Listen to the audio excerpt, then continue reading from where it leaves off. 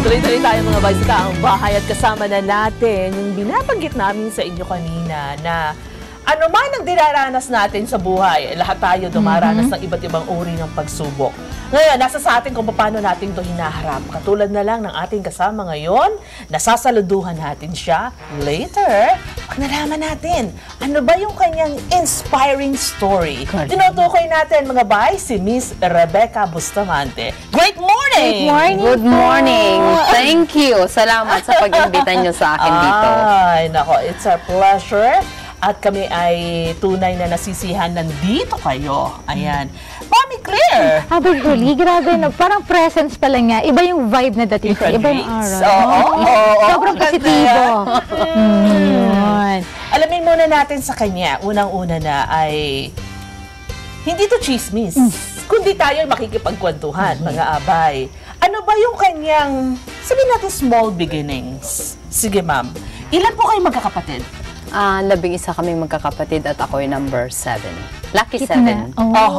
Kayo ang pampito sa magkakapatid. Ilang lalaki, babae doon? 5 lalaking panganay, tapos yung pang-6 babae, pero napolyo yung ate ko.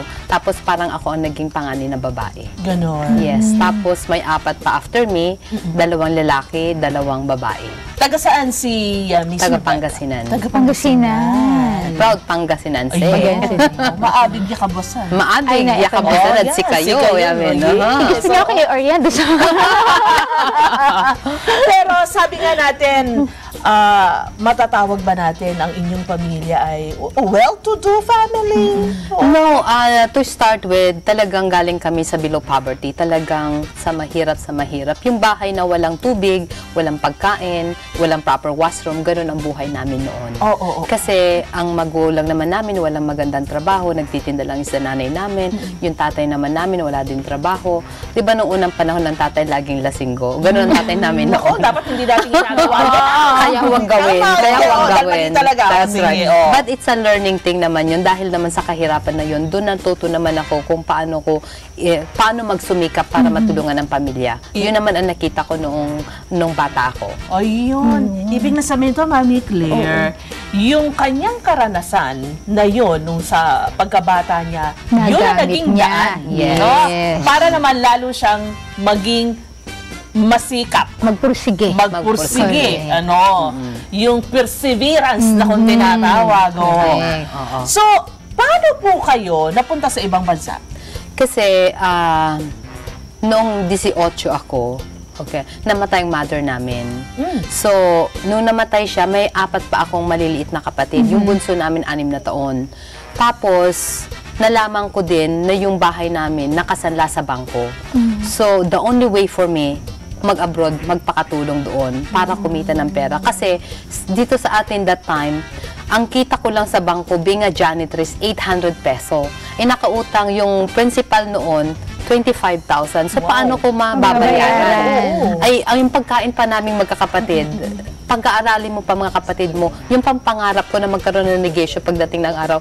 So, how can I do that? So, the only way, talaga, pumunta sa ibang bansa as an stepping stone para maabot yung mga pangarap mo. So, walang masama, being maid, being katulong, being marangal na trabaho. Hindi ka nagnanakaw, malinis yun. So, it's an stepping stone for me to achieve that, kaya ko ginawa yun. Ayun. Julie, may nakakuha ng attention ko sa sinabi niya kayo na. Yung, bagamat sabi nga niya siya ay nag-janitress sa isang bangko, nagsisikapan niya yung pag-aaral ng mga kapatid niya, pag-aralin. Talagang pinagsimikapan niya. Yes, kasi nung nagkasakit yung mother namin, talagang gusto niyang matapos yung mga kapatid ko. Para magkaroon sila ng magandang kinabukasan. So, before she passed away, sabi ko sa kanya, Mami, gagawin kong lahat para maibigay ko ang kagustuhan mo sa aking mga kapatid. Kaya talagang ginawan ko ng paraan kung paano ko ma-achieve yung pangakong yun sa nanay namin. Miss Rebecca, if pwede ko lang itanong, kayo po ba, nakatapos, pinagsikapan yung inyong pag-aaral? Pinagsikapan ko rin talaga kasi I always have dream also. Paano ko ma-force yung mga kapatid ko na mag-aral kung ako mismo hindi ko ma-force ang sarili ko? So, nung sa Singapore ako, kahit na isang araw lang ang day off ko, pinorso kong makapag-aral. So, may isang day a month day off ako, ginamit ko yun para pumunta sa school. Yun ang ginawa ko. Nakakilabot ka? Opo, nag-goosebumps ako. Pinag-aralan nyo nung nasa Singapore kayo? Kasi nag-start ako dito as an accountancy kasi talagang gusto ko magkaroon ng business. So, of course, para magkaroon ka ng negosyo, pag-aralan mo ang profit and loss. So, accounting talaga ang gusto ko. Kaya yun ang pinorso ko sa Singapore at pinorso ko din yan nung pagdating ko sa Canada. Okay. You've been, sabihin na natin, a nanny for how many years? In Canada, in Singapore, ito na naman, kailangan alam natin may target tayo sa buhay. So sabi ko pagdating ko sa Singapore, 4 years, magiging domestic helper ako. Okay. So after 3.5 years, I'm able to go to Canada. Okay. Pagdating ko na naman ng Canada in Toronto, sabi ko 2 years ako magiging nanny. So I'm able to get my papers, open permit ang tawag doon, in 18 months. So na-hit ko na naman yun. So in 2 years, I'm able to start my own business. That's what happened. Dito sa maganda na istorya. Di ba? Ay, ang ganda ng istorya niya. Pero balikan muna natin. Rewind tayo sa rewind. Nung sa panahon na yon, nung hindi natin maaalis yun maramdaman natin yun na nalulungkot ako, bakit ba sa akin napunta itong ganitong May klaseng times kapag dadaanan na natin. During that time, maraming challenges.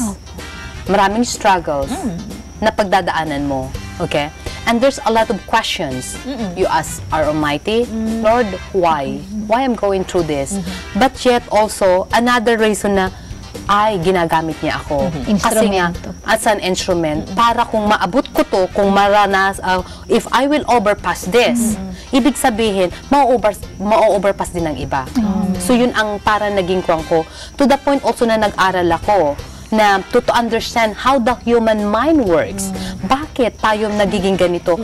By going through that, doon ko naintindihan, ay ganito pala. So that's how I became more loving to my family and to others. Naintindihan ko kung bakit some people put you down, people call you names, why they say these things to you, why these things happening to you.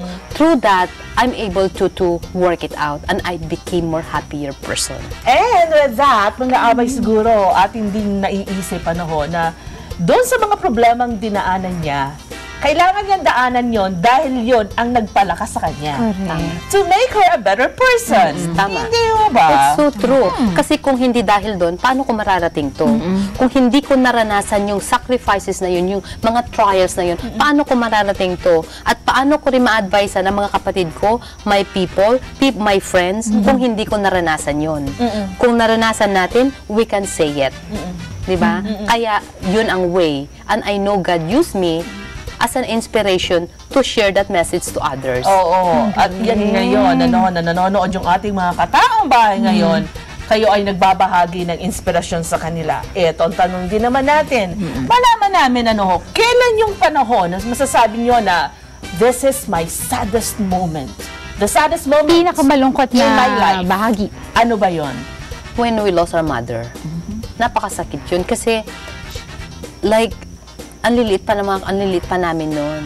Tapos, mga kapatid ko noon na 6 years old ang bunso, seeing her getting sick, na yung wala kayong pera. Like, my God, dadalhin nyo sa hospital na hindi alagaan ng doktor kasi nga walang pera. Like, that's so sad. And then, sasabihin sa'yo ng doktor after that na iuwi nyo na nanay nyo kasi walang pag-asa. The only way, that time, if I look back to go to the church, to the chapel, and pray, Lord, bahala ka na. You either cure her or take her. Kasi, anong gagawin natin? So, that was the saddest moment and I became very strong also to think deeper and bigger na we will do everything para hindi na namin ma-experience ito. Ayaw namin umiyak dito at ayaw rin namin siyang paiyak. Malapit na po. At fast forward tayo mga bay. Kayo po isang CEO na isang company. Tell us something about the company that you manage. Okay. Coming back to Philippines, okay, kasi nga gusto nating mag-give like to help or to support yung Give back. kababayan nating Yes, give back. No umuwi ako dito. So now what we do, we start a business called Shelroy Associates. We are an executive search to give jobs sa mga executives. Also to encourage yung mga client namin, mga multinational companies. Parang kami yung connector, kami yung link. Matchmakers po. Matchmaker po Yes. in short. Okay? So that's what we do. Ang another way naman na ginagawa namin as CSR called Asia CEO Forum. Yung Asia CEO Forum namin, regular events ang ginagawa namin para minamarket din natin ang ating bansa to encourage investors to invest here, to give jobs sa ating mga kababayan. Kaya kung makikita nyo, di ba, yung BPO, yan, napakaganda kasi we're number 1 in the world. We're claiming it. And I know we are. Okay? Tapos yung isang event naman called Asia CEO Awards. That's another fantastic event naman kasi we are recognizing yung mga achievers dito sa bansa natin. Either foreigners or mga Filipino. Kasi nung nandun ako sa ibang bansa, alam ko kung paano nila dinaan-down tayo noon. Paano nila, like, I experience it as a domestic helper. Anong tingin sa atin? Parang material na bagay. Sabi ko noon, pagdating ng araw, maggagawa kami ng event para ipakita sa buong mundo na kaming mga Pilipino ay masisipag, matitiyaga, mababait, matatalino. At ang bansa namin ay talagang magandang bansa. Ano yan ang ginagawa namin? So that's the happiest moment. And of course, thank you din sa mga aming mga sponsors at sa aming mga employees who really have that passion and vision in making Philippines first world. Siguro it helps, no, Ate Julie, na from the top management, ganun yung mindsetting, ganun ang pananaw, nagre-reflect sa lahat ng employees. Oo. Diba? Ilang mga tanong, lighter questions lang. Sino ba yung mga taong gustong-gusto nyong iniiwasan nyo? Sino ba ito? Sino? Ano talaga? Anong mga taong toxic? People who are negative. Negative people. Yeah. We don't like to talk to negative people kasi sayang yung oras eh. Kasi when someone talk negative, they drag you down. Yes. Why should you spend people like that? So you want to be with positive people, excited people who has goals, Driven. has vision, driven, exciting. Yun ang magandang kasama. Alam mo na. Ano masasabi niyo sa mga taong ang mentalidad sabihin natin, may crab mentality? Normal lang yan. Again, just listen to them and don't pay attention. Don't go with them. Diba? Kasi parang to see, hindi lang naman Pilipino kahit saan, jealousy is very normal. But then how you handle that? Yeah. Instead of putting them down, just listen to them because you feel sorry for them na they do that kasi they themselves are not happy. Okay? So intindihin mo na lang sila. Don't follow them as long as you know that. And a piece of advice sa ating mga abay na ngayon ay nanonood na sabihin na natin na gusto nilang makakuha ng ano kaya Pwedeng gawin. ma'am na maipayo sa amin na ako man ay eto't hindi pa ako tapos sa pag-aaral. Ako at may pinagdadaanan Meron din. Anong May mga mapapayo niyo sa hindrance. kanila, Miss Rebecca? Lahat tayo, maganda nga at we go through challenges. Maganda nga at we go through trials. Kasi ibig sabihin, may future tayo. Kung hindi mo na-experience, ibig sabihin, sorry ka na lang. Kasi you won't grow. You don't know how to survive. Kasi parang when you're climbing a mountain, you have to start with the low. And then you have to go all the way up. Diba? Pag na-reach mo naman the top, then you're, wow, what beautiful. Parang kung driver ka rin ng eroplano. Before driving a plane, you have to be so strong. Tapos pag nandun ka na sa taas, you're plateauing. So ganun din ang buhay. So whatever you're going through, you know what? Accept it, learn from it, and then continue. Don't give up. Don't complain. Instead of complaining, sabi mo understanding. Bakit ko nagagawa to? Anong gagawin ko para maganda? Saan ako papunta? And also understand yourself. What is this really me? What is the purpose of Rebecca Bustamante? So say also to your name, what is my purpose? Once you find out your purpose, go and work towards that. Don't complain. Continue. No quitting. Okay? Just continue achieving that goals. At pag narating mo yan, believe me. And also, in life, 20 years, parang nagtatanim ka pa lang. 30 years, bumubunga. 40 years, mas marami ng bunga. When you reach 50 years, and then that's how you see na ito pala ang plinan ko. Doon ka magka-harvest. Okay? But pag nag-give up ka 20 years, 30 years, 40 years, sorry ka. When you retire, good luck. Pero kung ituloy mo yung ginagawa mo, at the age of 50, you can say, now I can relax and I know that I can retire good.